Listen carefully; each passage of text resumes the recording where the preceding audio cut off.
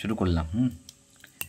এবার হচ্ছে যেটা রয়ে গেল সেটা হচ্ছে বয়েলের সূত্রের প্রযোজ্যতা।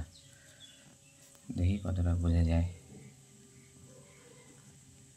বয়েলের সূত্রের প্রযোজ্যতা।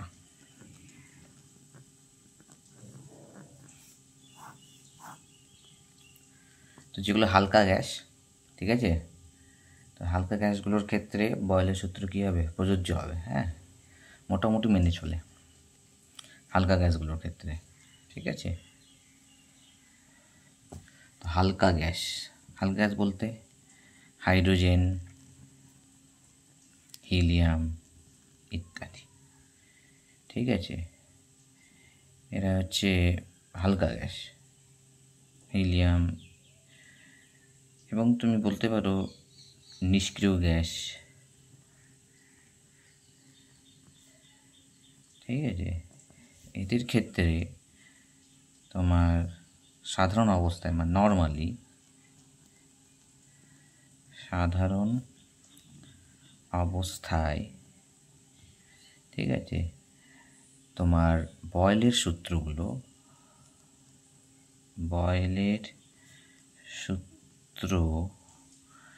মোটামুটি মেনে চলে।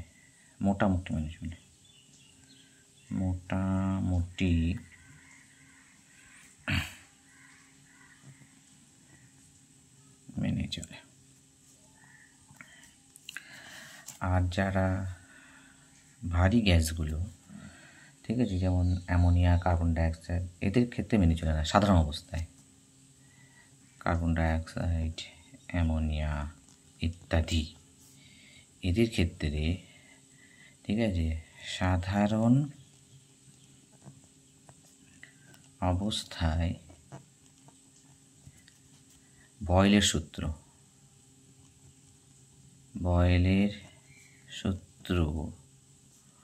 ঠিক আছে, মেনে চলে না। আজকে ভিডিওটা একটু লম্বা হতে পারে, ঠিক আছে। তো কখন মেনে চলে? আমরা সবাই জানি, ক্লাস 10 আমরা পড়েছি, উষ্ণতার মান খুব বেশি হলে আর চাপের মান খুব কম হলে, উচ্চ উষ্ণতায়, তাই তো, উচ্চ উষ্ণতা at high temperature or at very low pressure, খুব নিম্ন চাপে আমরা কি দেখতে পাবো? যে সব গ্যাসই মোটামুটি বয়েলের সূত্র মেনে চলে। হ্যাঁ, মোটামুটি সব গ্যাসই বয়েলের সূত্র মেনে চলে, ঠিক আছে। এবার তুমি যদি এর ব্যাখ্যা জানতে চাও যে টেম্পারেচার কনস্ট্যান্ট থাকলে, আমি যদি ব্যাখ্যা দিক দিয়ে দেখি যে কি হয়, যেটাকে আমরা বয়েলের সূত্রে আণবিক ব্যাখ্যা বলি। বয়েলের সূত্রের আণবিক ব্যাখ্যা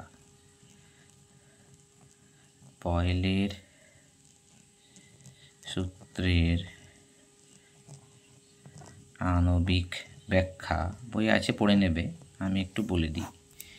এই ধরে নাও একটা ক্লোজ কন্টেনার আছে, হ্যাঁ, গ্যাস সিলিন্ডারের উপরে ধরুন এরকম পিস্টন লাগানো আছে, হলো। এর মধ্যে কী আছে? গ্যাসের মলিকুলসগুলো রয়েছে, অণুগুলো রয়েছে, তারা ছোটাছুটি করছে। এবার যখনই তুমি প্রেসার বাড়িয়ে ভলিউম কমিয়ে দেবে, তো বাইরে থেকে প্রেসার অ্যাপ্লাই করেছো, প্রেসার, এই যে প্রেসার পি, তো যখনই তুমি প্রেসার বাড়িয়ে ভলিউম কমিয়ে দেবে, ঠিক আছে, প্রেসার বাড়িয়ে যখনই তুমি ভলিউম কমিয়ে দেবে, ঠিক আছে, প্রেসার বাড়িয়ে ভলিউম কমিয়ে দিচ্ছ, প্রেসার বাড়িয়ে, এই যে পিস্টন, তো ভলিউম যখনই কমে গেল, তো এখানে যেমন ভলিউম বেশি ছিল, মলিকুলগুলো অনেকটা জায়গায় জুড়ে অবস্থান করছিল, ফলে ধাক্কার সংখ্যা আমি যদি এখানে দেখাই, ধরে নাও এরকম 2-4টে আমি দেখাচ্ছি যে ধাক্কার সংখ্যা 2-4টে, আসলে 2-4টে নয়, জাস্ট বোঝানোর জন্য। এখানে কি হলো? ভলিউম কমে গেল, তো মলিকুলসগুলো কী হলো? আরও কাছাকাছি চলে আসলো। আরও কাছাকাছি চলে আসলে কী হবে? Number of bombardment towards the wall of the container, অর্থাৎ পাত্রের দেওয়ালে এরকমভাবে, ঠিক আছে, গ্যাসের অণুগুলো ধাক্কাটা দিচ্ছে, ধাক্কার সংখ্যাটা বেড়ে গেল। এখানে দেখো ধাক্কার সংখ্যাটা বেশি করে দেখানো হয়েছে, 3টে 4 5 6টা 7টা 4টে। তো যত ভলিউম কমবে তত অণুগুলো কাছাকাছি চলে আসবে, তত ধাক্কার সংখ্যা বাড়বে, চাপ বাড়বে, ভেতরকার চাপ বাড়বে। আমি যদি ভলিউমটা কমিয়ে দিই, ঠিক আছে, আমি এইভাবে না লিখে ভলিউমটা কমিয়ে দেওয়ার কথা বলি। ভলিউম কমলে ধাক্কার সংখ্যা বাড়বে, চাপ বাড়বে, বুঝে গেলো তো? তো ভলিউম আমি যখনই ডিক্রিজ করব তো প্রেশার কী হবে? ইনক্রিজ হবে। আর ভলিউম যখন ইনক্রিজ করব তখন প্রেশার কী হবে? ডিক্রিজ হবে। এই হচ্ছে কিছু অঙ্ক আছে, করে নিতে হবে, সহজ অঙ্ক যেগুলো আমার মাধ্যমে করেছি। এবার নেক্সট হচ্ছে গ্যাসের চার্লস সূত্র। এগুলো একদম পুঙ্খানুপুঙ্খানু বেরিয়ে চলে যেতে হবে, বুঝতে পেরেছো তো? খুব বেশি সময় দেওয়া যাবে না এগুলোতে। গ্যাসের আয়তন, গ্যাসের হাতে ধরে ভিডিও বানানোর চাপ আছে, বুঝেছো? গ্যাসের আঙুল দেখো, আয়তন ও উষ্ণতা সম্পর্ক, এটা চার্লসের সূত্র।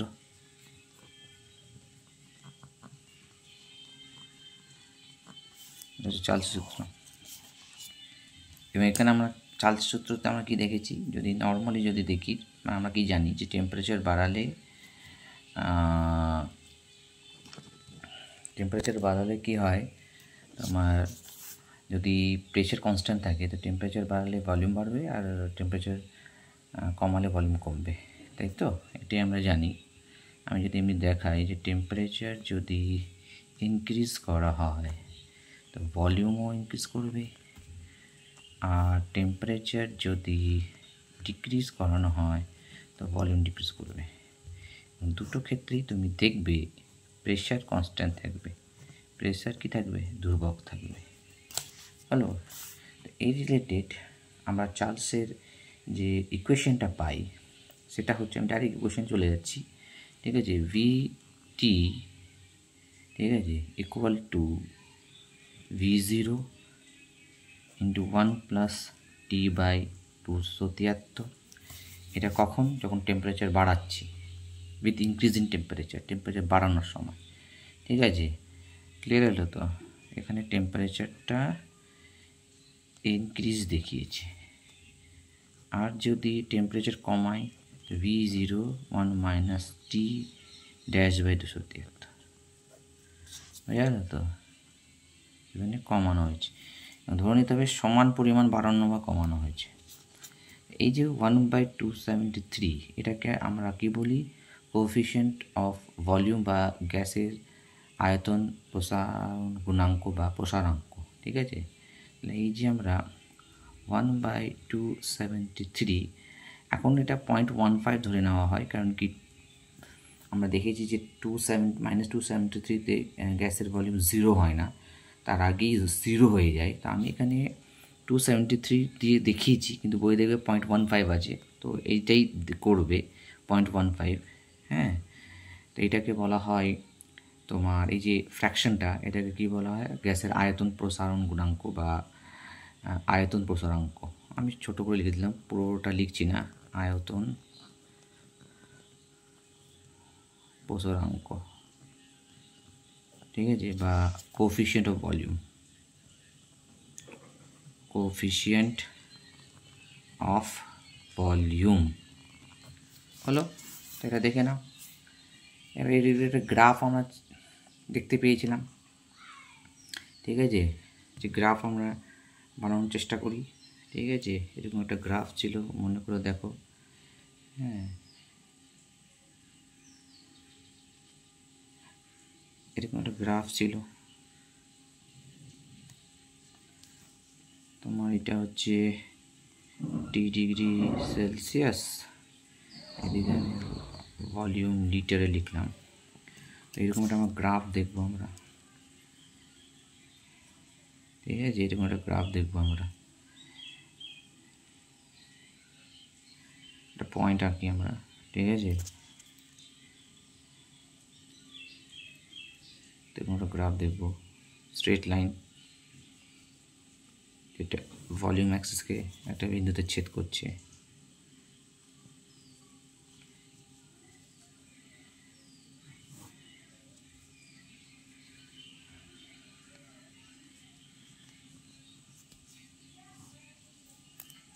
ঠিক আছে, একটা হবে, বাট এটা ডিফারেন্ট প্রেশারে করা হয়েছে। হ্যাঁ, P1, P2, P3, এই যে মান যেখানে ইন্টারসেক্ট হয়েছে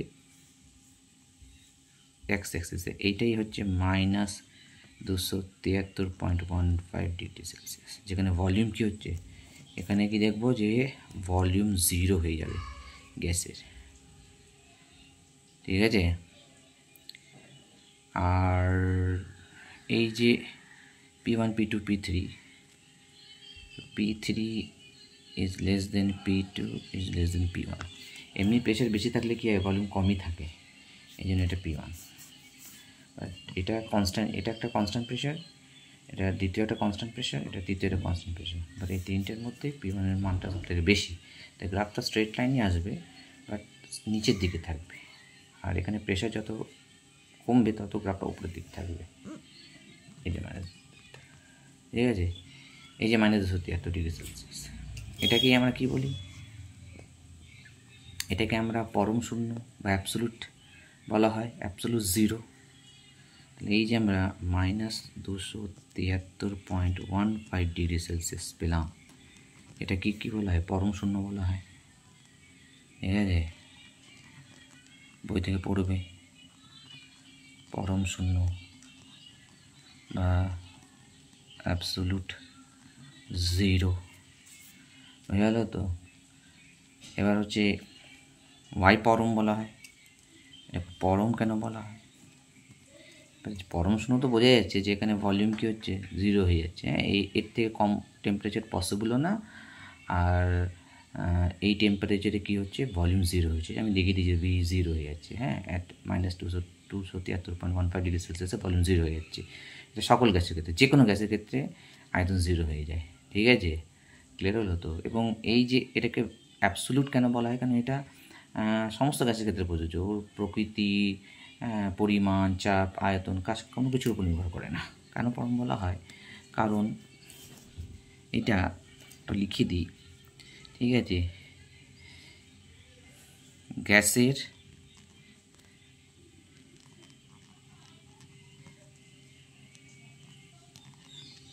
প্রকৃতি, ঠিক আছে, পরিমাণ, চাপ বা আয়তনের উপর নির্ভর করে না, আয়তনের ওপর নির্ভর করে না। এই কারণে এটাকে পরম বলা হয়। Volume, amount, pressure, nature of gas কিছু কোনো কিছু উপর নির্ভর করে না, আর এর থেকে কমও হয় না। কিন্তু প্র্যাকটিক্যালি আমরা যেটা দেখব যে ভলিউম প্র্যাকটিক্যালি কিন্তু ভলিউম 0 হয় না কিন্তু। হ্যাঁ, এটাকে পরম শূন্যতা বলে ঠিকই, পরম শূন্যতা, পরম শূন্য, ঠিক আছে, এই যে পরম শূন্য, পরম শূন্যতা বলে ঠিকই, বাট যদি প্র্যাকটিক্যাল দেখা হয়, পরীক্ষালব্ধ ফলাফল যদি দেখানো হয় যে প্র্যাকটিক্যালি যদি আমরা বলি volume at -273.15 degree Celsius not equal to 0। ঠিক আছে তো, দ্যাট মিনস -273.1 ডিগ্রি সেলসিয়াস টেম্পারেচারে পদার্থের গ্যাসীয় অবস্থায় থাকলেও তার কিছু আয়তন থাকবে। ঠিক আছে তো, কারণ এটা যেটা আমরা জানতে পারি যে গ্যাস যতই হালকা হোক না কেন, গ্যাসের একটা ভর আছে।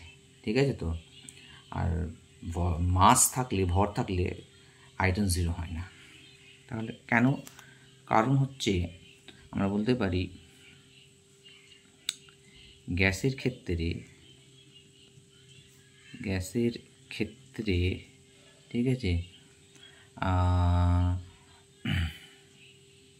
ভর আছে, ভর নট ইকুয়াল টু 0।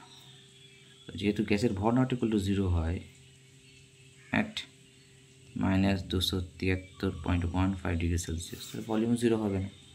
বোঝা গেল তো? আমরা তো জানি যে গ্যাসের উপর উষ্ণতা কমালে বা চাপ বাড়ালে গ্যাসকে কী বলে তরল বা কঠিনে পরিণত করা যায়, এটা আমরা পড়েছি, ঠিক আছে।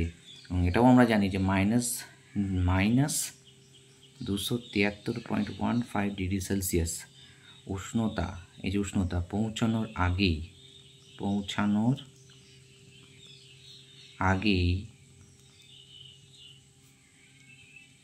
সমস্ত গ্যাস, ঠিক আছে, তোমার তরল বা কঠিন হয়ে যায়, তরল বা কঠিন হয়ে যায়। তাহলে এই যে দেখতে পাচ্ছ, এটা পৌঁছানোর আগেই সমস্ত গ্যাস তরল বা কঠিন হয়ে যাচ্ছে, তার মানে গ্যাসের ভর নট ইকুয়াল টু 0, তাই তো? তার মানে volume actually not equal to 0, ঠিক আছে। এই হচ্ছে ব্যাপার। এবার আমরা গ্যাসের আয়তন ও পরম উষ্ণতার সম্পর্ক বার করবো ওখান থেকে। হ্যাঁ, তো আমরা একটু আগেই দেখেছি, আমি যদি ধরে নিই ভি ইকুয়াল টু V0, ঠিক আছে, ইন্টু 1 প্লাস T/273। তো V0 মানে হচ্ছে volume at temperature 0 degree Celsius, আর ভি হচ্ছে গ্যাসের ভলিউম যখন temperature T at constant pressure, ঠিক আছে। এখানে একটা জিনিস মনে রাখতে হবে, স্থির চাপ ও নির্দিষ্ট ভরের, ঠিক আছে, স্থির চাপ ও নির্দিষ্ট ভর, ঠিক আছে, মনে থাকে যেন। হ্যাঁ, আমি একদম স্কিপ করে যাচ্ছি তো হয়তো ভুলে যেতে পারি বলতে। তাহলে এটা V0 মানে হচ্ছে volume of gas at 0 degree Celsius, আর এখানে V মানে হচ্ছে volume of gas at T degree Celsius. এখান থেকে আমি এটাও লিখতে পারি V0 273 প্লাস T/273 লেগে যেতে পারে, ঠিক আছে। 273.15 লিখলে বেটার হয়, তা আমি এটাই লিখছি। তো এই জায়গাটা আমরা কী লিখতে পারি, V0/273 ইন্টু ক্যাপিটাল T। এটা আমরা আগের দিন দেখেছি, 273 প্লাস T। টিটা কি? কেলভিন স্কেলের টেম্পারেচার। হ্যাঁ, কেলভিন স্কেলের টেম্পারেচার। এটা একটা কি কনস্ট্যান্ট। তো আমরা কি বলতে পারি যে V is directly capital T, কেন এটা কনস্ট্যান্ট। বোঝা গেল? যেখানে V0/273 এটা হচ্ছে ধ্রুবকই না, 0 ডিগ্রি সেলসিয়াস উষ্ণতাতে গ্যাসের আয়তন তো শূন্য হবে না, একটা নির্দিষ্ট আয়তন থাকবে, 273 ফিক্সড, ঠিক আছে। তো আমরা কি দেখতে পাচ্ছি যে পরম উষ্ণতার সঙ্গে সমানুপাতিক। ক্লিয়ার হলো তো? তো পরম উষ্ণতার সঙ্গে সমানুপাতিক, তো এটা আমরা আবার লিখতে পারি V = KT। হ্যাঁ, আবার এখান থেকে আমরা বলতে পারি যে V/T = K। আবার এখান থেকে আমরা বলতে পারি V1/T1 = V2/T2, ঠিক আছে। এটা চলতে থাকবে ডট ডট ডট ডট, ঠিক আছে, এটা চলতে থাকবে, এখান থেকে অঙ্ক আসে। হ্যাঁ, আবার তোমরা এখান থেকে বলতে পারো V1/V2 = T1/T2, এটা বলা যেতে পারে, ঠিক আছে। এগুলো সব বলা যেতে পারে, এগুলো আমরা করেছি। ক্লিয়ার হলো? তো এখান থেকে আমরা যেটা বুঝতে পারছি যে টেম্পারেচার যদি, এই যে টেম্পারেচার ভলিউম V, টেম্পারেচার যদি হাফ করে দাও তো ভলিউম হাফ হয়ে যাবে, আর টেম্পারেচার যদি দ্বিগুণ করে দাও তো ভলিউমও কী হবে, দ্বিগুণ হয়ে যাবে। তো এইগুলো আমরা পড়েছি। এবার এখান থেকে আমরা গ্রাফে চলে যাব, ঠিক আছে। তো গ্রাফ তো পড়তেই হবে, VT গ্রাফ। মোটামুটি এখানে 4 রকমের গ্রাফ দিয়েছে, গ্রাফিক্যাল রিপ্রেজেন্টেশন। আমরা গ্রাফে চলে যাচ্ছি। ক্লিয়ার হলো? প্রথমে VT গ্রাফ,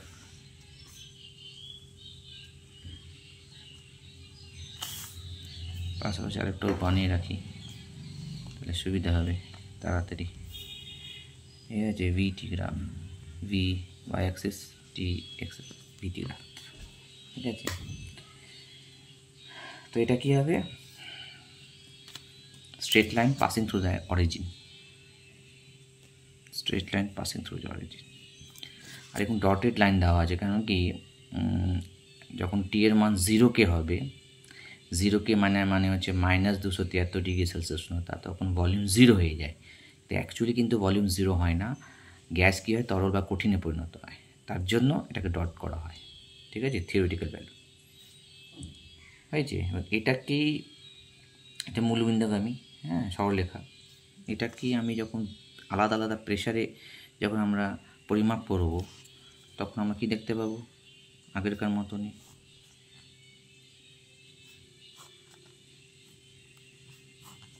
ঠিক আছে।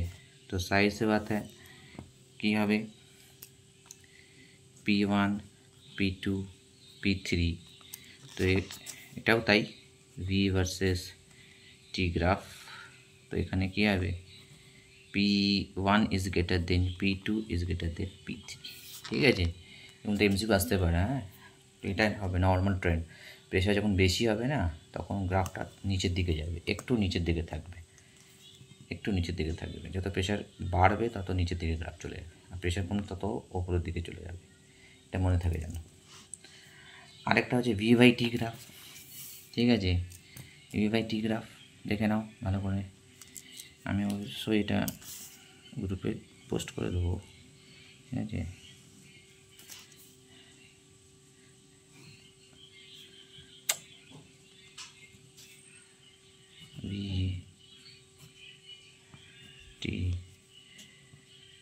V/T versus T graph, V/T versus T graph.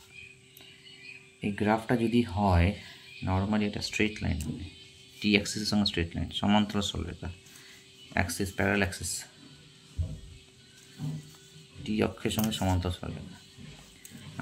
আর আলাদা আলাদা টেম্পারেচারে প্রেশারে যদি এটাকে নিয়ে আসো, তো এরকম দাঁড়াবে একই P1 P2 P3। তো এখানে P1 is greater then P2 is greater then P3। ঠিক আছে, একটু মোবাইলে ডাটা খরচ করে ভিডিওগুলো দেখে নেবে প্লিজ, সময় কম আছে তাই আমার করতে হলো, নাহলে সেদিনই হয়ে যেত। ঠিক আছে, স্ট্রেট লাইন হবে। কারণ কেন হবে, কারণ যদি দেখো, আমরা একটু আগে দেখলাম, আগের পাতায় যদি চলে যায়, ঠিক আছে, এই যে আর লিখছি না, দেখো V/T হচ্ছে ধ্রুবক। এখানে কী বোঝাচ্ছে, যে ভি এর মানের যত পরিবর্তন করো, টি এর মানেরই বা যত পরিবর্তন করো, দুটোর রেশিও সবসময় কনস্ট্যান্ট থাকবে। কনস্ট্যান্ট মানে একটা কনস্ট্যান্ট ভ্যালু নিয়ে থাকবে, একটা পার্টিকুলার প্রেশার অ্যান্ড পার্টিকুলার মাস, এর একটা ভ্যালু থাকবে যেটা কনস্ট্যান্ট, যা চেঞ্জ হবে না। এই জন্য আমরা যদি V/T ভার্সেস টি গ্রাফ আঁকো, বা এটাকে V/T ভার্সেস ভি গ্রাফ আঁকো, ঠিক আছে, V/T ভার্সেস টি আর V/T ভার্সেস ভি, সব ক্ষেত্রে এবং স্ট্রেট লাইন আমরা পাবো, এটা এক্স অ্যাক্সিসের সঙ্গে বা টি অক্ষের সঙ্গে সমান্তরাল হবে, প্যারালাল হবে। ঠিক আছে, এরপরে চলে আসছে লগ দিয়ে, লগ দিয়ে গ্রাফ আছে। ঠিক আছে, লগ ভি লগ টি। এই গ্রাফটা কীরকম হবে, এই গ্রাফটা ওয়াই অ্যাক্সিসকে বা লগ ভি গ্রাফ অ্যাক্সিসকে একটা দূরত্বে গিয়ে ছেদ করবে, এবং স্ট্রেট লাইনই হবে কিন্তু ছেদ করছে। এটা কেন হলো, যদি আমরা দেখি যে আচ্ছা আমি এখানে করে দিচ্ছি, এই নিচে করে দিচ্ছি, V equals to K T, এবং বোথ সাইড যদি আমি লগ করি, log V equals to log K T. এবার আমরা কী করতে পারি, লগ কে টি গুণফল আছে, তো log K plus log T. ঠিক আছে, তো Y equal to M X plus C. তো এটাকে log V equal to log T plus log K, এটা অনেকটা Y equal to M X plus C এরকম যাবে। এটা স্ট্রেট লাইনের ইকুয়েশন। ওয়াই মানে লগ ভি, ওয়াই এক্সিস বরাবর, আর এম এক্স বা এক্সকে আমরা ধরেছি লগ টি, এম মানে হচ্ছে এই স্লোপকে বলা হয় স্লোপ, এই যে স্লোপ নতি, স্লোপ হচ্ছে এম, যার ভ্যালু হচ্ছে 1, এই তো ট্যান টিটা ভ্যালু বলে এটাকে, ট্যান টিটা ইকুয়াল টু 1। আর সি মানে এই যে অংশটা ছেদ করেছে, এটা হচ্ছে লগ কে। এরকম একটা গ্রাফ পাবো, ঠিক আছে। এটাও বয়েলের সূত্রের মতোই প্রযোজ্য, যে এই সূত্র সকল প্রেশার আর টেম্পারেচারে প্রযোজ্য হবে না। টেম্পারেচারের মান যখন খুব বেশি হবে আর প্রেশারের মান যখন খুব কম হবে তখনই এটা প্রযোজ্য হবে, ঠিক আছে। তো এটা কখন প্রযোজ্য হবে বয়েলের? তাহলে প্রযোজ্যতা যদি বলি, তো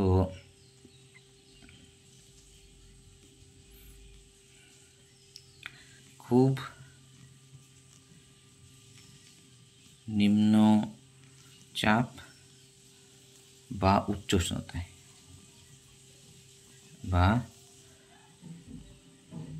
উষ্ণতায় কী হবে তোমার চার্লসের সূত্র সকল গ্যাসের ক্ষেত্রে প্রযোজ্য হবে। এবার যদি বলি আণবিক ব্যাখ্যা, তাহলে এটা হচ্ছে বয়েলের চার্লসের সূত্রের প্রযোজ্যতা। হ্যাঁ, চার্লসের সূত্রের প্রযোজ্যতা, ঠিক আছে। এবার যদি বলে চার্লসের সূত্রের আণবিক ব্যাখ্যা, চার্লসের সূত্রের আণবিক ব্যাখ্যা,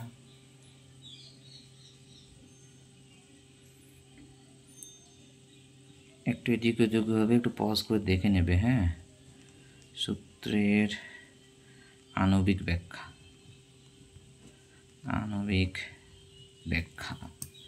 তো আমরা এখানে জানি যে এখানে pressure remains constant, constant pressure, ঠিক আছে। তো যেহেতু প্রেশার কনস্ট্যান্ট, তো ধরেন একটা কন্টেনার আছে, ক্লোজ কন্টেনার আছে, ধরে নাও এরকম একটা ক্লোজ কন্টেনার আছে, ঠিক আছে। প্রেশার কনস্ট্যান্ট ধরে নিতে হবে। হ্যাঁ, আর এরকম একটা মুভেবল পিস্টন আছে, এবার এখানে গ্যাস মলিকুলগুলো আছে, এটা কি হচ্ছে পাত্রের দেওয়ালে ধাক্কা মারছে। যখনই তুমি এর টেম্পারেচার বাড়াবে, যখনই এর টেম্পারেচার ইনক্রিজ করবে, এ কী করবে বেশি বেশি করে ধাক্কা দেবে, ধাক্কার সংখ্যা বেড়ে যাবে, ফলে কী হবে ভলিউম বেড়ে যাবে, ভলিউম বেড়ে যাবে। এই দেখো ভলিউম ইনক্রিজ করেছে, দেখো ভলিউম ইনক্রিজ করেছে, বোঝা গেল তো গ্যাস মলিকুল। তো তাপমাত্রা বাড়ালে কি হয়, যে এই যে গ্যাসের মলিকুলগুলো দেখতে পাচ্ছ, এরা তাপ শক্তি শোষণ করে, তাপ শক্তি সেটা গতিশক্তিতে রূপান্তরিত হয়। মানে গতিশক্তি মানে হচ্ছে বেগ বাড়বে, বেগ বাড়লে ধাক্কা সংখ্যা বাড়বে, ধাক্কা সংখ্যা বাড়লে মানে এই পিস্টনকে ওপরের দিকে ঠেলবে, এটা যদি ফিক্স না হয় ওপর দিকে ঠেলবে, তাহলে কী হবে ভলিউম বাড়বে। এই হচ্ছে চার্লস সূত্রের আণবিক ব্যাখ্যা। পড়ে নেবে, কিছু অঙ্ক আছে পড়ে নেবে। নেক্সট আমরা যেটা চলে যাবো সেটা হচ্ছে চাপ এবং উষ্ণতার সম্পর্ক, গ্যাসের চাপ এবং উষ্ণতার সম্পর্ক, যেটা হচ্ছে গেলুসাকের চাপের সূত্র, ঠিক আছে। এইভাবে গ্যাসের চাপ ও উষ্ণতার সম্পর্ক।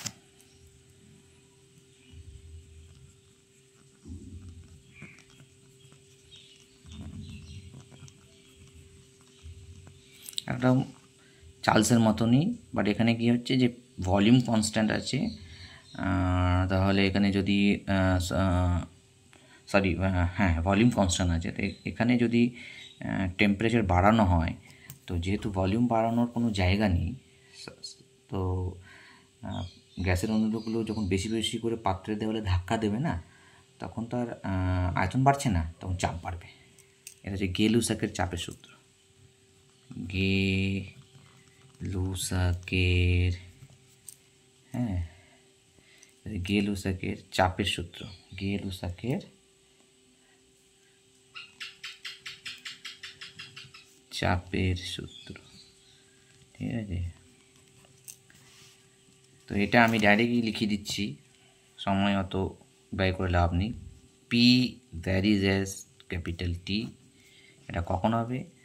যখন আয়তন এবং ভর স্থির থাকবে, স্থির আয়তন ও নির্দিষ্ট করে, ঠিক আছে। স্থির আয়তন ও নির্দিষ্ট ভর যখন হবে, স্থির আয়তন যখন গ্যাসের ক্ষেত্রে টেম্পারেচার বাড়ালে আয়তন বাড়বে, টেম্পারেচার বাড়ালে প্রেশার বাড়বে, টেম্পারেচার কমালে প্রেশার কমবে, ঠিক আছে। তো এখান থেকে আমরা আর কি পেতে পারি? P equals to K T. আর কি পেতে পারি? P by T equals to K. আর কি পেতে পারি? P one by T one equals to P two by T two. আর কি পেতে পারি? P one by P two equal to T one by T two. দেখো এই জিনিসগুলো পেতে পারি। তো এগুলো আমি শর্টকাটে বলে দিলাম, ঠিক আছে। এটা আণবিক ব্যাখ্যাও আলাদা করে বলার কিছু নেই, আগেরকার মতনই যদি আমি বলি আণবিক ব্যাখ্যা।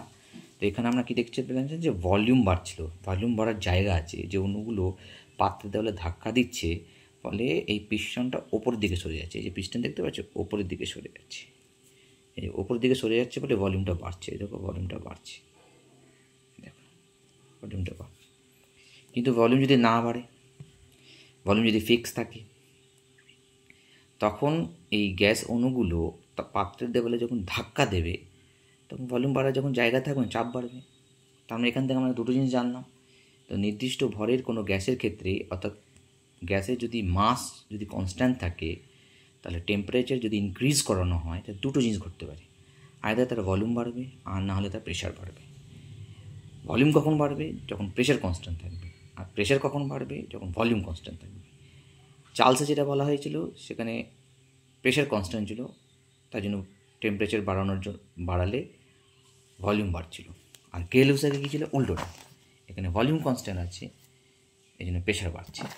তো এখানেও গ্রাফ মোটামুটি চার্লসের মতনই আছে, তাও দেখিয়ে দিচ্ছি, ঠিক আছে।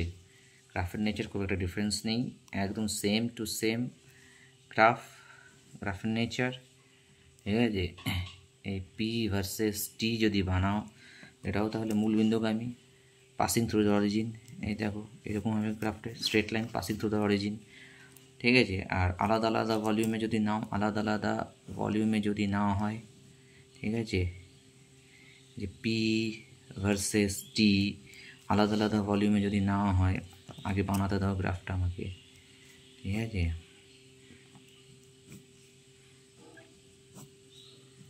ডটেড মানে বুঝতে পারছো তো, কারণ কি টেম্পারেচার 0 হয়ে গেলে, অর্থাৎ এখানে টেম্পারেচার মানে কেলভিন টেম্পারেচার, হ্যাঁ, তো প্রেশারও 0 হয়ে যায়, বাট অ্যাকচুয়ালি 0 হয় না, ঠিক আছে।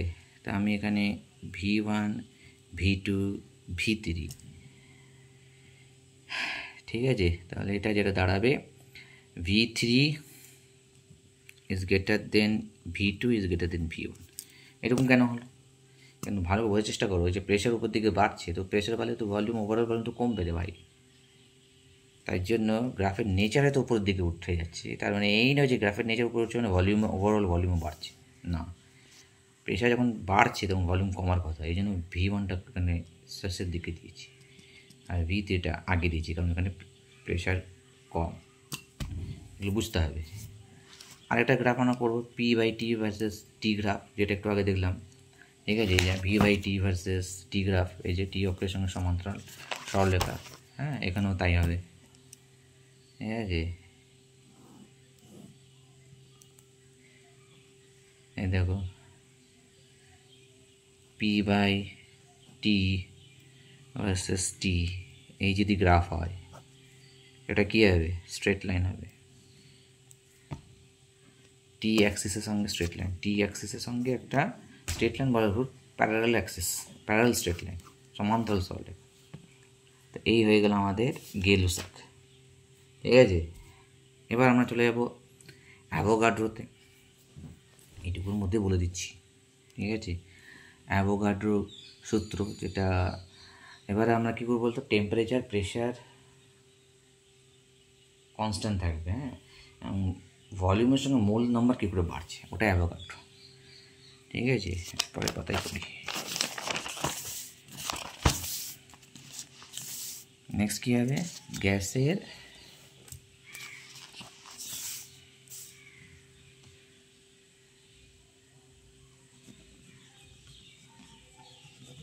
গ্যাসের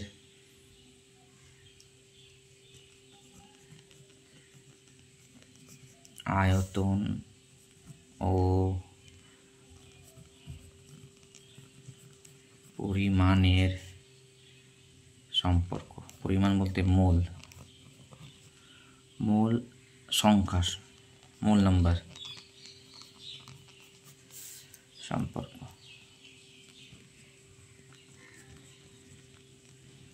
ঠিক আছে, এটা হচ্ছে অ্যাভোগাড্রো সূত্র।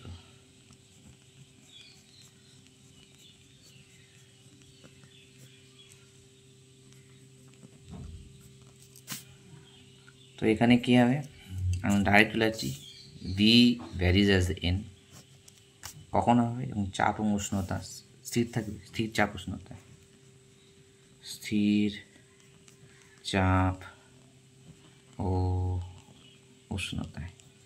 তো স্থির চাপ উষ্ণতায় আয়তন কখন বাড়বে, যেমন মোল সংখ্যা বাড়বে, পরিমাণ বাড়বে। ঠিক আছে, তো এখান থেকে আমরা কী লিখতে পারি, V1 বাই, ঠিক আছে, তো এখান থেকে আমরা লিখতে পারি V equals to K into N, আর এখান থেকে আমরা লিখতে পারি V1 by V2 equals to N1 by N2, বা এখান থেকে আমরা লিখতে পারি, এটাকে যদি নিচে নামি নাও, ঠিক আছে, মানে V by N equals to K, তো এখান থেকে আমরা লিখতে পারি V1 by N1 equal to V2 by N2, এটাও লেখা যেতে পারে। দেখো V by N equals to K লেখা যেতে পারে, তো Nকে নিচে নামিয়ে দিলাম। V ইকুয়ালস টু KN হতে পারে, আর V by N equals to K হতে পারে। তো V ইকুয়ালস টু KN যদি হয়, তাহলে V1 by V2 equal to N1 by N2 হবে। আর যদি এইভাবে যদি প্রকাশ করা হয়, লেখা হয়, তাহলে V1 by N1 equal to V2 by N2 হবে। ক্লিয়ার হলো তো, হয়েছে? তা এবার যদি বলি V1 ইকুয়ালস টু V2, তাহলে V1 ইকুয়ালস টু V2 হলে অবশ্যই N1 ইকুয়ালস টু N2 হবে। অ্যাভোগাড্রো প্রকল্প, অ্যাভোগাড্রো হাইপোথিসিস, একই চাপ উষ্ণতায় যাও, চাপ উষ্ণতা যদি কোনো চেঞ্জ না হয়, তাহলে সম আয়তন সকল গ্যাসের মধ্যে সমান সংখ্যক অণু বর্তমান, এই হচ্ছে মূল সংখ্যা সমান অণু সংখ্যা সমান, অ্যাভোগাড্রো প্রকল্প, অ্যাভোগাড্রো হাইপোথিসিস।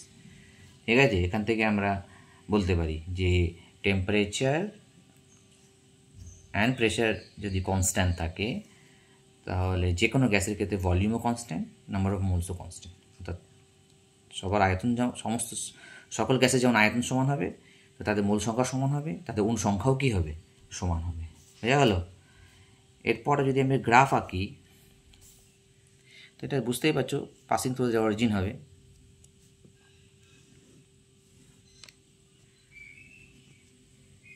তো গ্রাফ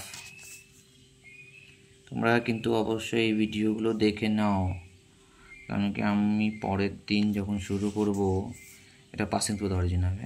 এইখানে কিন্তু ডটেড লাইন নয়, কিন্তু নাম্বার অফ মোলস, পরিমাণ শূন্য হয়ে গেলে আয়তন শূন্য হয়ে যাবে। অবশ্যই দেখে নাও, বুঝতে পেরেছো তো? ক্লিয়ার হলো? এই যে ব্যাপার। এরপর আমরা চলে যাব আদর্শ গ্যাসের অবস্থার সমীকরণ, আইডিয়াল গ্যাস ইকুয়েশন। আরেকটা জিনিস আমরা পড়েছি যে এনটিপি বা এসটিপিতে, এসটিপি বা এনটিপিতে, ঠিক আছে, গ্যাসের মোলার আয়তন, ঠিক আছে, আমরা পড়েছি তো, এটাকে প্রমাণ অবস্থা বলে। এটা মানে হচ্ছে 0 ডিগ্রি সেলসিয়াস আর 1 atm চাপ। এখানে গ্যাসের মোলার আয়তন, গ্যাসের মোলার আয়তন কত, মোলার ভলিউম 22.4 লিটার। বা 22,400 ml, যাকে লিটার পার মোল বলা যেতে পারে। ঠিক আছে, এবার আমার মূল বিষয় মানে কি, মোটামুটি এই বিষয়গুলো শেষের দিকে চলে এসেছি। Equation of state for an idol gas, আদর্শ গ্যাসের অবস্থার সমীকরণ, এগুলো আমাদের সব পড়া আছে, এগুলো সব রিক্যাপ করার কিছু না, গ্রাফটা ভালো করে দেখবে। আদর্শ, এখান থেকে অঙ্ক আসার চান্সও খুব কম, আসলে পিউগুলো এনআরটি থেকে আসতে পারে। আদর্শ গ্যাসের অবস্থার সমীকরণ, ঠিক আছে, equation of state for an idol gas, equation of state for an ideal gas.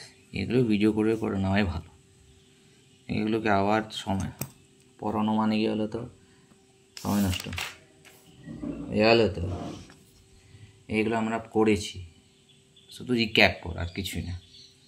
এবার দেখো আমরা কি পড়েছি, বয়েলের সূত্র থেকে আমরা কি পড়েছি, বয়েলের সূত্র থেকে কি পড়েছি দেখি। আর আমাদের বিশেষ কিছু নেই, চলেই এসছি, প্রায় শেষ করে দেবো। ঠিক আছে, বয়েলের সূত্র,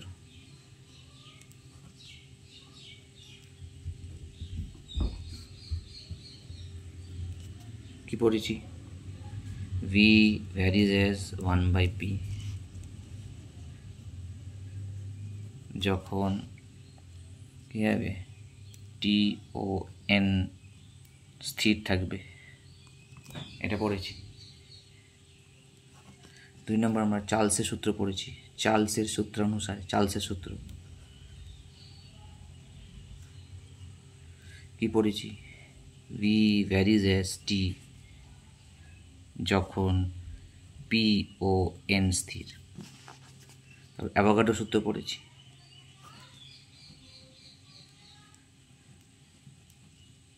অ্যাভোগাড্রো সূত্র পড়েছি, কি পড়েছি, V varies as N, যখন POT স্থির।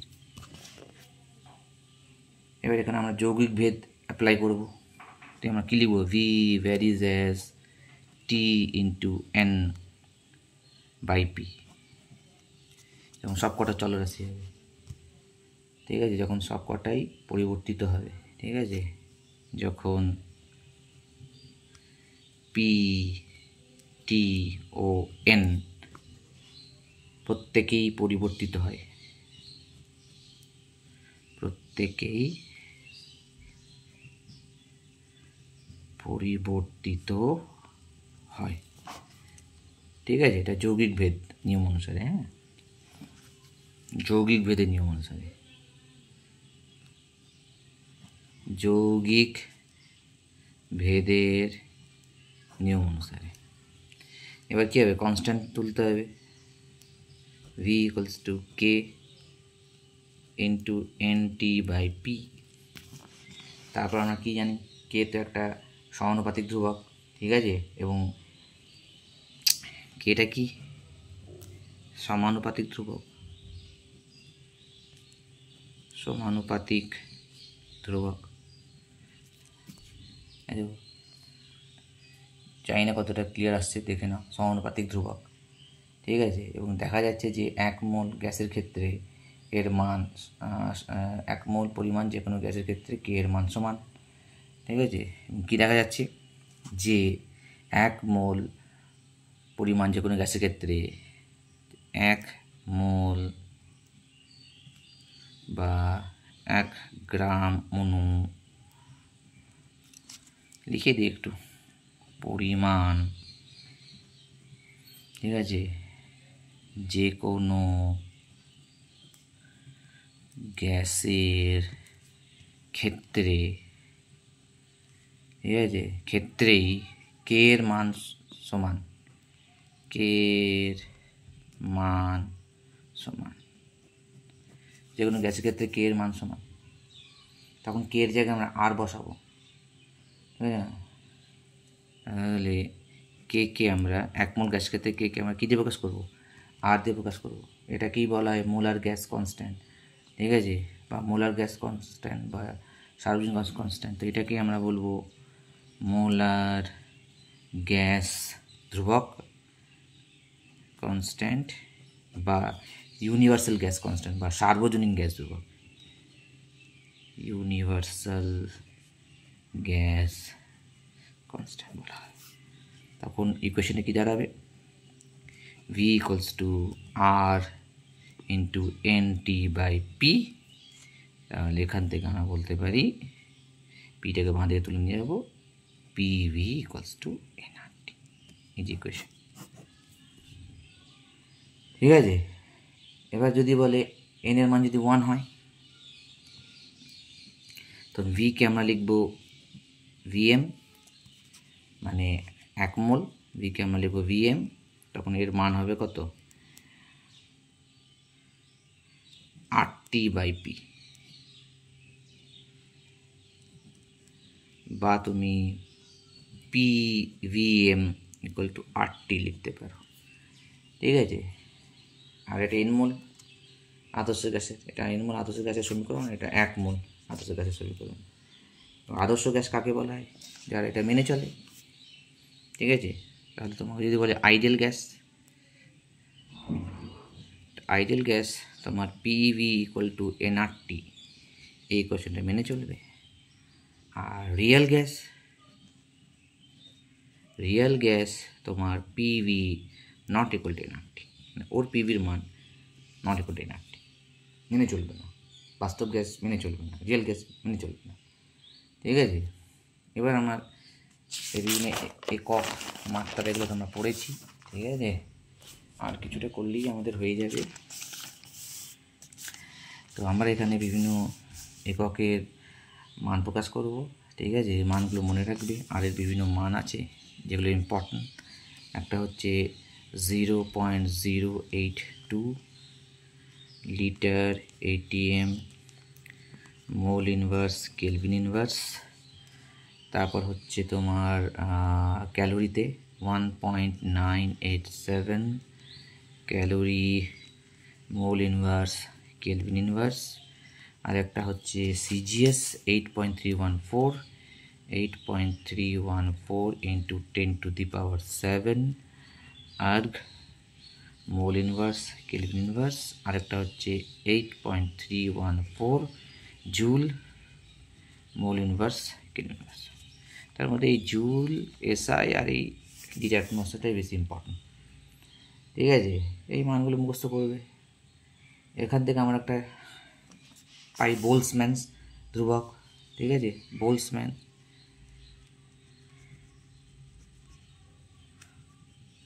বোলসম্যান কনস্ট্যান্ট,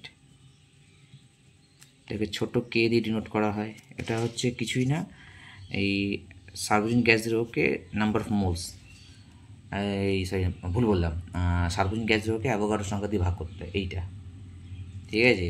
এটাকে আমরা এইভাবেও লিখতে পারি, R/6.022 ইন্টু 10⁻23 মোল ইনভার্স, এটাকে বলা হয়। হ্যাঁ, মানে গ্যাসের মোলার গ্যাস ধ্রুবককে বা সার্বজনীন গ্যাস ধ্রুবক বা মোলার গ্যাস ধ্রুবককে যখন অ্যাভোগাড্রো সংখ্যা দিয়ে ভাগ করা হয়, ঠিক আছে। সার্বজনীন গ্যাস ধ্রুবক বা মোলার গ্যাস ধ্রুবককে যখন অ্যাভোগাড্রো সংখ্যা দিয়ে ভাগ করা হয়, তখন এটাকে বলা হয় বোলসম্যান কনস্ট্যান্ট, ঠিক আছে। এবার ছোটো হাতে কে ডিনোট করা হয়। এর ভ্যালু আছে CGS এর মান বসালে, তো মানটা ডাইরেক্ট লিখে দিচ্ছি, যদি মনে থাকে তো খুব ভালো। তো এই যে ছোটো হাতের কে, এর যদি CGS এ যদি মান দেখো, তাহলে মান হচ্ছে 1.38 ইন্টু 10⁻⁻16 আর্গ কেলভিন ইনভার্স। আর যদি এই কে এর যদি SI ভ্যালু দেখো, এটা হচ্ছে 1.38 ইন্টু 10⁻, ঠিক আছে, -23 জুল কেলভিন ইনভার্স, দেখে নাও, ঠিক আছে। এখান থেকে আমরা কী করতে পারি? আণবিক ভর ঘনত্ব বার করতে পারি, ঠিক আছে। আণবিক ভর কী করে বার করবো দেখ, PV equals to NRT, PV equals to NRT, ঠিক আছে। বা দিয়ে আমরা কি লিখতে পারি, PV equals to W by M R T. W মানে হচ্ছে পরিমাণ, হ্যাঁ, আর এম হচ্ছে আণবিক ভর, গ্রাম পার মোল, আর এম হচ্ছে পরিমাণ। আমি ডাব্লু ধরে করেছি, বইয়ে দেখবি এম ধরে করা আছে, ঠিক আছে। এনের জায়গায় লেখা যায় এন ইকুয়ালস টু, যেখানে এন হচ্ছে ডাব্লু বাই এম। তো এখান থেকে যদি আমাকে এম বার করতে বলে, তো এম ইকুয়ালস টু কী লিখতে পারি, W R T by PV, এই যে ইকুয়েশনটা। তার মানে এই যে ইকুয়েশনটা খুব মনে রাখতে হবে, এটা মনে রাখবি, এনের জায়গায় ডাব্লু বাই এম, বাস, তারপরে বসিয়ে দিবি। ডেনসিটি বার করতে পারি, এই যে এইখান থেকে ইকুয়েশনটা যদি আমি টেনে দিই, ইকুয়েশনটা পিএম, এমটাকে বাঁধে তুললাম, ভিকে নিচে নামাবো, হ্যাঁ, ডাব্লু বাই ভি, ভিটাকে নিচে নামিয়ে দিলাম, আর এমটাকে বাঁ দিকে তুলে দিলাম, এমটাকে দেখ বাঁ দিকে তুললাম, ভিটাকে নিচের দিকে নাম, আরটি, এই যে ডাব্লু এম, এটাই হচ্ছে ডি আরটি। ডি মানে ডেন্সিটি, ডি মানে হচ্ছে কি ভর বাই আয়তন। এখান থেকে যদি ডি বার করতে দেয়, তো ডি ইকুয়ালস টু আমরা কী লিখতে পারি, আর টি বাই পি এম। দেখো, তো এইভাবে আমরা বিভিন্ন ইকুয়েশনস বার করতে পারি, ঠিক আছে। তো ডেন্সিটি বার করতে পারবো, ঠিক আছে। আর কি আছে, আর কিছু জিনিস এখানে লিখে দেওয়া আছে, দেখে নেওয়াই ভালো। D equals to P M by R T, ঠিক আছে। দেখো কিছু কনক্লুশন আমরা টানি, ডি ইকুয়ালস টু, বাস আমার চলে এসছি, ঠিক আছে, পি এম বাই আর টি। এর থেকে কিছু কনক্লুশন টেনেছে। 1 নম্বর, ঠিক আছে, তুই ভালো করে বোঝার চেষ্টা কর যে 1 নম্বর আমরা লিখতে পারি যে D equals to P M by R T, D varies as capital M. এটা কখনো আলাদা গ্যাসের ক্ষেত্রে, হ্যাঁ, বিভিন্ন গ্যাসের ক্ষেত্রে, মানে বিভিন্ন গ্যাসে এম এর মান তো আলাদা হবে, মলিকুলার মাস। পি আর টি যদি কনস্ট্যান্ট হয়, আমি যদি ধরি নিই, ঠিক আছে, এখানে কি হচ্ছে তোমার পিও স্থির আর টিও স্থির, তাহলে আমরা এটা বলতে পারি যে ডেনসিটি নির্দিষ্ট চাপ ও পরম উষ্ণতায় কোনো আদর্শ গ্যাসের ঘনত্ব গ্যাসের আণবিক ভরের সঙ্গে সমানুপাতিক, অর্থাৎ আদর্শ গ্যাসের ডেনসিটি মলিকুলার মাসের সঙ্গে কী হবে, সমানুপাতিক হবে, ডাইরেক্টলি প্রপোর্শনাল হবে, যখন টেম্পারেচার প্রেশার কী হবে, কনস্ট্যান্ট হবে। ক্লিয়ার হলো? তো এখানে ধরেন 3টে গ্যাস মলিকুলার, হিলিয়াম, বায়ু দিয়েছে, আর কার্বন ডাইঅক্সাইড দিয়েছে, দেখবি বই থাকবে। তাহলে আমরা যদি মলিকুলার মাসের দিকে তাকাই, তো মলিকুলার মাস অফ হিলিয়াম থেকে molecular mass of air is greater than molecular mass of carbon dioxide. তাই যদি হয়, আর প্রেশার টেম্পারেচার যদি কনস্ট্যান্ট থাকে, তা আমরা বলতে পারি ডেনসিটি অফ হিলিয়াম থেকে ডেনসিটি অফ এয়ার থেকে ডেনসিটি অফ কার্বন ডাইঅক্সাইড কী হবে, বেশি হবে। তাই বেলুনের মধ্যে যদি হিলিয়াম গ্যাস ভরে দিস, উপরের দিকে উঠে যায়, আর কার্বন ডাইঅক্সাইড ভরে দিলে নিচের দিকে নেমে আসে, অর্থাৎ উপরের দিকে উঠতে পারে না। আসতে জিজ্ঞেস করতে পারে, ঠিক আছে, কারণ কি হিলিয়ামের ডেন্সিটি কম আর কার্বন ডাইঅক্সাইড ডেন্সিটি বেশি at constant temperature and pressure, তাই হিলিয়াম ভর্তি বেলুন উপরের দিকে উঠে যাবে, আর এটা উঠতে পারবে না, ঠিক আছে। এবার যদি তো ধরে নে ফর এ পার্টিকুলার গ্যাস, নির্দিষ্ট গ্যাসের ক্ষেত্রে, নির্দিষ্ট গ্যাস মানে কি, এম কনস্ট্যান্ট হবে, এম কনস্ট্যান্ট আছে এখানে, তার মানে এম কনস্ট্যান্ট মানে কী হবে, প্রেশার টেম্পারেচার ভেরিয়েবল আছে, ঠিক আছে। তো আমরা ধরে নিচ্ছি একটা নির্দিষ্ট গ্যাসের ক্ষেত্রে, ভালো করে সমীকরণ দেখবে, যে সমীকরণ, হ্যাঁ, প্রেশার যখন P1, টেম্পারেচার T1, প্রেশার যখন P2, টেম্পারেচার T2, এই আর ডেন্সিটি T1, ডেন্সিটি D2।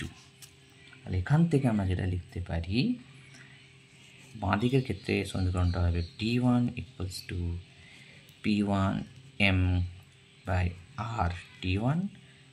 ডান দিকের ক্ষেত্রে আমরা লিখতে পারি, দেখে নে ভালো করে, D2 equals two P2M by R T2। তো এই দুটোকে যদি ভাগ করে দিই তাহলে কী দাঁড়াবে, D1 by D2 equals to P1 by P2 into T2 by T1। প্রথম ক্ষেত্রে এম ভেরিয়েবল ছিল, আলাদা আলাদা গ্যাসের ক্ষেত্রে ভর নির্দিষ্ট মানে নির্দিষ্ট গ্যাসের ক্ষেত্রে, এটা কনস্ট্যান্ট মানে কি নির্দিষ্ট গ্যাস। আগেটা গ্যাস নির্দিষ্ট ছিল না, আগেটা চাপ এবং উষ্ণ নির্দিষ্ট, আলাদা আলাদা গ্যাসের ক্ষেত্রে, নির্দিষ্ট গ্যাসের ক্ষেত্রে। তো এইভাবে আমরা আনতে পারি। আরও অনেকগুলো সমীকরণ লিখতে পারি। দেখ, আরেকটা লিখে দিই আমরা, P1 V1 equals to N1 nRT T1, P2 V2 equals to N2 RT2। এখান থেকে আমরা কী লিখতে পারি, P1 V1 by N1 T1 equal to P2 V2 by N2 T2। এই একটা আসতে পারে সমীকরণ। বোঝা গেল তো? কোথা থেকে গেলো বলতো, এই যে এখান থেকে তুই আর এর মান বার কর না। আর এর মান কী হবে, আর এর মান হবে P1 V1 by N1 T1, আর দ্বিতীয় ক্ষেত্রে আর এর মান হবে P2 V2 by N2 T2। তো আর তো সমান না সব গ্যাসের ক্ষেত্রে, তাই আসতে পারবে। আরেকটা আমরা পড়েছি মনে আছে, P1 V1 by T1 equal to P2 V2 by T2। এই যে, ঠিক আছে। আর আদর্শ গ্যাসের সমীকরণ প্রযোজ্যতা, এই সমীকরণ কখন প্রযোজ্য হবে, এবং চাপের মান খুব কম হবে আর উষ্ণতার মান খুব বেশি হবে। তো এই হচ্ছে মোটামুটি শেষ কিছু অঙ্ক আছে যেটা দেখে নিতে হবে। সামনের দিন থেকে আমরা ডাল্টনের সূত্র শুরু করব, ঠিক আছে? ওকে।